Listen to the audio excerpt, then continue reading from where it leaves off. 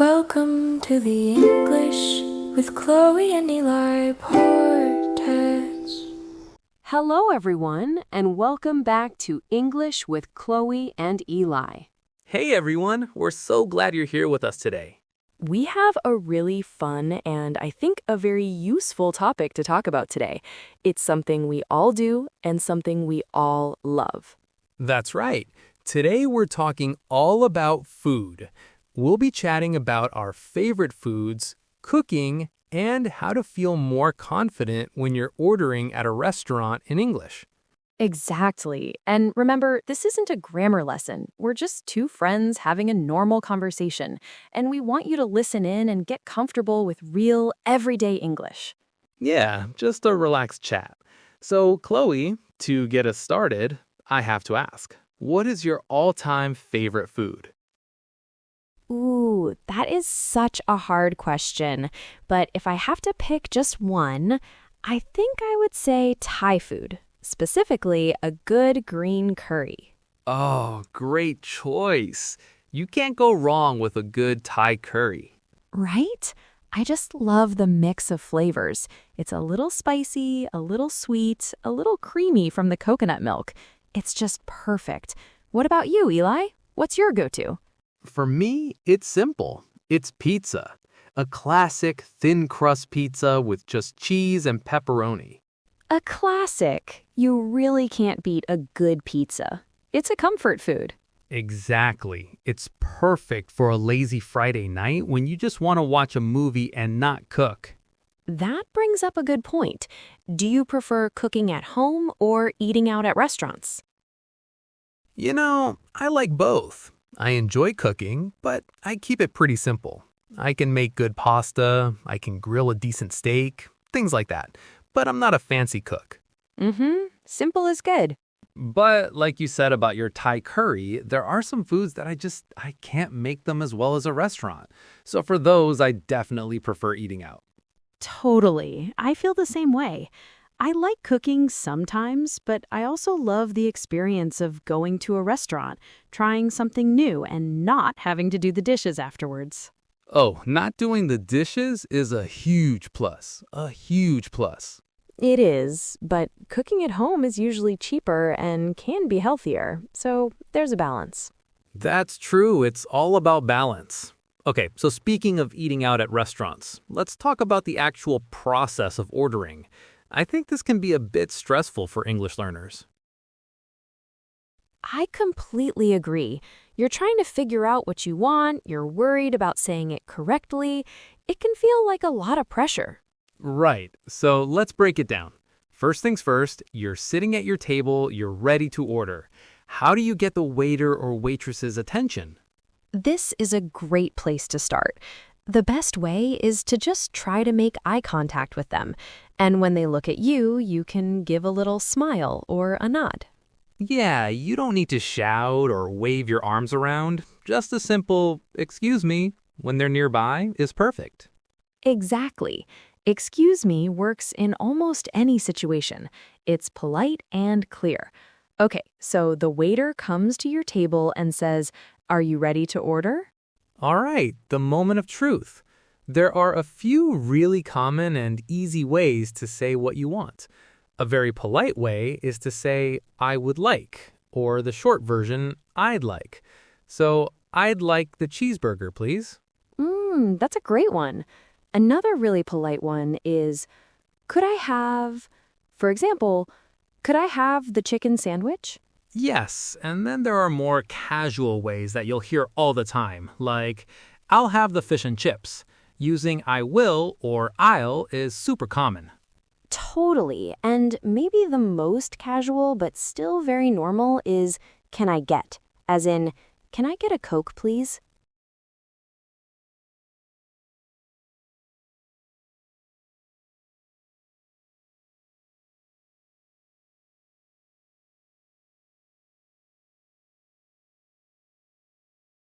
Yes, absolutely. Please is magic. But what if you look at the menu and you have no idea what to choose?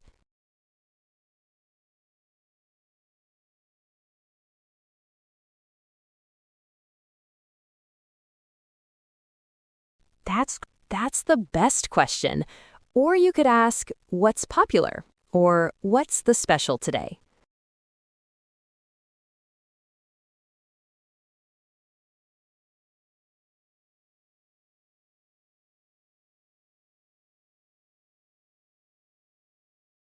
Yeah, asking for an opinion is a great idea.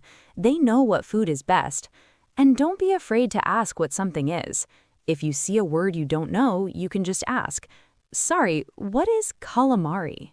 Oh, for sure. It's better to ask than to order something you won't. Oh, for sure. It's better to ask than to order something you won't like. I once ordered something that had a really fancy French name. It turned out to be snails.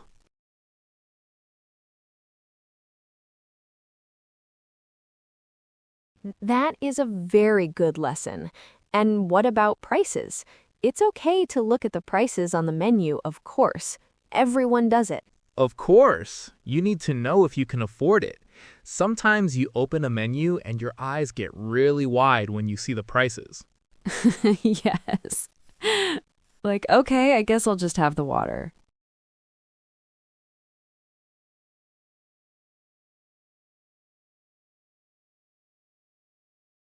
Ooh, that's a really important topic.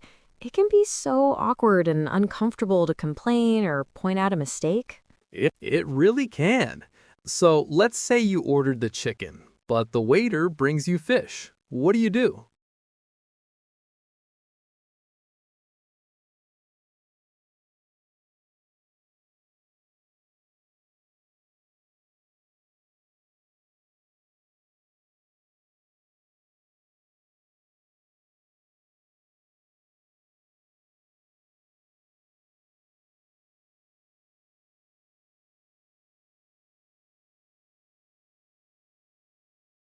That's a great tip. I think I ordered the chicken is much better than you brought me the wrong food. Definitely. And 99% of the time, they'll say, oh, I'm so sorry about that, and fix it for you immediately. Okay, what about a different problem? What if your food arrives but it's cold? Or maybe it's way too spicy and you can't eat it? That one is harder because you feel like you're criticizing the food. But again, if you're polite, it's okay. You can say, excuse me, I'm very sorry, but my soup is a little cold. Would it be possible to warm it up? Would it be possible? That's a great polite phrase. Yeah, or for the spicy food, you could say, I'm so sorry, this is a little too spicy for me. Is there any chance I could get something milder? That's a good way to handle it. You're not saying the food is bad, you're just saying it's not right for you. Exactly. The main takeaway is be polite, smile, and use phrases like, I'm sorry, but, and is it possible to, and everything will usually be fine. I had a friend who once ordered a salad with no onions, and it came with a mountain of onions on top. Oh no, what did he do? He was too shy to say anything. He just spent 10 minutes picking them all off one by one. Aw, see, we don't want our listeners to do that. It's okay to speak up, politely. That's a great story. That's a great point, and it brings us to another important part of the dining experience. What happens at the end of the meal? Specifically, how to pay. That reminds me of a time I went to a really fancy restaurant for an anniversary. I was so nervous about doing everything right. They brought out this tiny fork, and I had no idea what it was for. It turned out to be an oyster fork. I just copied what my partner was doing and hoped for the best. Yes, paying the bill. It can be a little different depending on what country you're in. So let's talk about how it usually works in the United States. Okay, this has been a great chat. I think it's time for our listener challenge. Good idea. So you've finished your meal, you've had a nice chat, and you're ready to leave. How do you get the bill? It is. So for everyone listening, this week we have a challenge for you. We want you to go out and practice. Just like getting their attention to order, you can make eye contact and give a little nod. When they come over, you can say, "Could we have the bill, please?" Or "We're ready for the check, please." Bill and check mean the same thing here. That's right. Your challenge is to go to a coffee shop, a cafe, a fast food place, or a restaurant and order something in English. And once they bring the bill, you'll usually put your credit card or cash in the little folder they provide. They'll take it, run the payment, and bring it back for you to sign. It can be very simple. It can be just, "Can I have a coffee, please?" Or "I'd like a bottle of water." The goal is just to try it out in a low-pressure setting. Remember, every time you practice, it gets a little bit easier. The goal isn't perfection, it's confidence. And this is where we get to a really important cultural point: tipping. In the United States, it's customary to leave a tip for your server. Exactly. Don't worry about being perfect. Just the act of doing it will build your confidence. You can do it. Yes, this is so important for visitors to the U.S. to know. The standard tip for good service is usually between 15 to 20% of the total bill. If the service was excellent, you might leave a little more. We believe in you. All right, so to quickly summarize our chat today, we talked about our favorite foods. Right, and it's different in other countries. For example, in the UK, tipping is also common, but it's usually around 10 to 12.5%. And sometimes a service charge is already included in the bill, so it's a good idea to check the bill before you tip. Pizza and Thai food? That's a great tip about checking the bill, and it brings up another good point. The whole experience of ordering, paying, and tipping can be a little different depending on the type of restaurant you're in. That's a great tip about checking the bill. And it brings up another good point. The whole experience of ordering, paying, and tipping can be a little different depending on the type of restaurant you're in. And what if you want to go to a restaurant that's very popular? It's probably a good idea to make a reservation, right? Exactly. So let's start with fast food. This is your typical McDonald's, a sandwich shop, or a pizza place where you buy by the slice. The key thing here is that you usually order at a counter. You pay before you get your food, and then you either take it to go or find a table yourself. That's a really good point. We can break it down into 3 main categories: fast food, casual dining, and fine dining. Right, and in fast food places, tipping isn't usually expected, though some places have a tip jar at the counter if you want to leave $1 or. We discussed different polite and casual ways to order food, how to ask for recommendations, and how to handle small problems if they arise. We also covered the differences between fast food, Then you have casual dining. This is probably the most common type of sit-down restaurant. It's not as formal as fine dining, but it's a step up from fast food. Here, a host will greet you at the door and take you to your table. Definitely. If you want to eat at a popular restaurant, especially on a Friday or Saturday night, you'll probably need to book a table in advance. If you just show up without a reservation, you might have to wait for a very long time, or you might not get a table at all. Exactly. And in casual dining, a server will come to your table to take your order, bring you your food, and refill your drinks. You'll pay at the end of the meal, and this is where tipping is definitely expected. And even how to handle small problems like getting the wrong order. And finally, you have fine dining. These are the fancy, expensive restaurants you might go to for a very special occasion. So, how do you do it?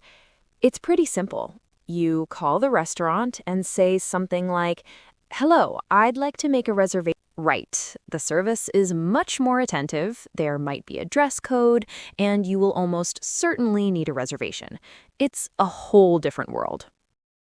We would love to hear from you. Please leave us a comment on our website or social media and tell us, what's your favorite food? Then they'll ask you for a few key pieces of information. They'll need to know the number of people in your party, the date and time you'd like to come in, and the name for the reservation. It's also a good idea to give them a phone number in case they need to contact you. Yeah, or for some extra practice, write out what you would say to order it in a restaurant. We'd love to read your practice sentences. How about we do a quick role play to show how it works? I can be the restaurant staff and you can be the person calling. That's a fantastic idea. Well, that's all the time we have for today. Thank you so much for listening to English with Chloe and Eli. Ring ring. We'll talk to you in the next episode. Bye for now. Bistro Chloe, how can I help you? Bye, everyone. Hi, I'd like to make a reservation for 2 people. Okay, for what day and time? For this Friday at 7:00 p.m. Okay, one moment. Yes, we have a table for 2 available at 7 p.m. this Friday. What name should I put it under? The name is Eli. E-L-I. All right, Mr. Eli, we have you down for a table for 2 at 7 p.m. this Friday. We'll see you then. Great, thank you. Bye.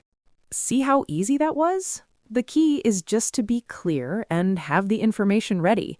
And don't worry if you have to ask them to repeat something. It's completely normal.